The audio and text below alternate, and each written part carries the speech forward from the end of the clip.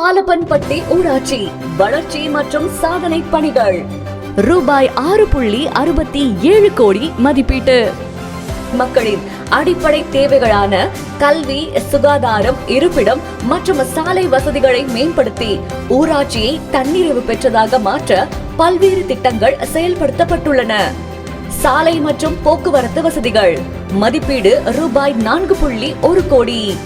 புதிய சாலைகள் ரூபாய் 4.1 கோடி மதிப்பீட்டில் ஊராட்சியின் பல்வேறு பகுதிகளில் புதிய தார் சாலைகள், ஃபேவர் பிளாக் நடைபாதைகள் மற்றும் கான்கிரீட் சிமெண்ட் சாலைகள் அமைக்கப்பட்டுள்ளன. கலைஞர் கனவு இல்லம் ஏழை எளிய மக்களின் சொந்த வீடு கனவை நனவாக்கும் நோக்கில் ரூபாய் 62 லட்சம் மதிப்பீட்டில் புதிய வீடுகள் கட்டப்பட்டுள்ளன. சமூக மேம்பாடு மற்றும் அரசு சேவைகள் மதிப்பீடு ரூபாய் 60.8 லட்சம். வணக்கம், நான் பாலப்பட்டி ஊராட்சி பாலப்பட்டி புதூர் PK சுப்பிரமணியன் என்னோட பேர். தேவையான அளவுக்கு எல்லா பணிகளும் செய்து கொடுத்துருக்காங்க. யாருக்கு என்னென்ன வேணும்னு கேட்டு செஞ்சு கொடுத்துருக்காங்க. தார் ரோடு போட்டு கொடுத்துருக்காங்க, பேவர் பிளாக் ஒட்டிக்கிறாங்க, தண்ணி டேங்க் கட்டி கொடுத்துருக்காங்க. எதுக்கும் கூப்பிட்ட குரலுக்கு ஓடோடி வர்றாரு, உடனே எது கேட்டாலும் செஞ்சு தர்றாரு. எங்கள் ஊருக்கு அடுத்து பார்த்திங்கன்னா ஸ்டாலின் ஆட்சி தான் தொடரணும். உணவுத்துறை அமைச்சர் இப்போ ரேஷன் கடை புதுசாக கொடுத்துருக்காங்க.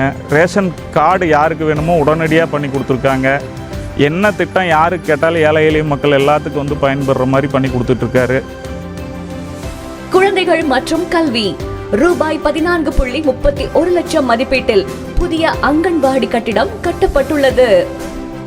அரசு சேவைகள் பொதுமக்கள் வசதிக்காக ரூபாய் 9.97 லட்சம் மதிப்பீட்டில் புதிய நியாய விலை கடை கட்டப்பட்டுள்ளது.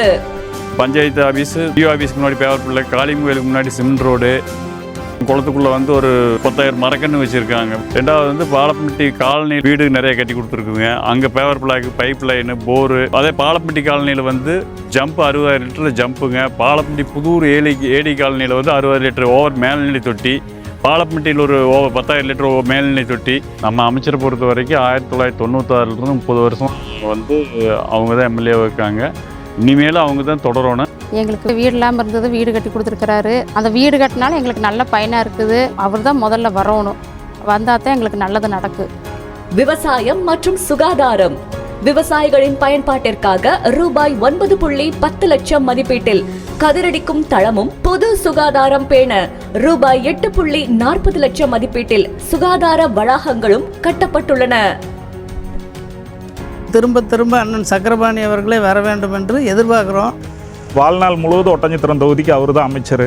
இவ்வளவு நாள் இருந்தது, இனிமேலும் அமைச்சர் தான் ஜெயிக்கணும், ஜெயிச்சு எங்களுக்கு எல்லாமே செய்யணும். இந்த தடவையும் நிரந்தர அமைச்சர், நிரந்தர சட்டமன்ற உறுப்பினருங்க. ஊர் பூரா முழு ஒத்துழைப்பு கொடுத்து 100க்கு 100 ஓட்டு பதிவு பண்ணுற மாதிரி பண்ணிட்டு இருக்கீங்க. இன்றைக்கி எல்லாத்துக்குமே நல்ல முறையில் எங்களுக்கெல்லாம் உதவி பண்ணியிருக்காரு. அவர் தான் அடுத்து நாங்களாம் எதிர்பார்க்குறோம். இன்றைக்குமே எங்கள் தொகுதியில் சக்கரபாணி ஐயா அவர்கள் தான், ஸ்டாலின் ஆட்சி தான் தொடரும்.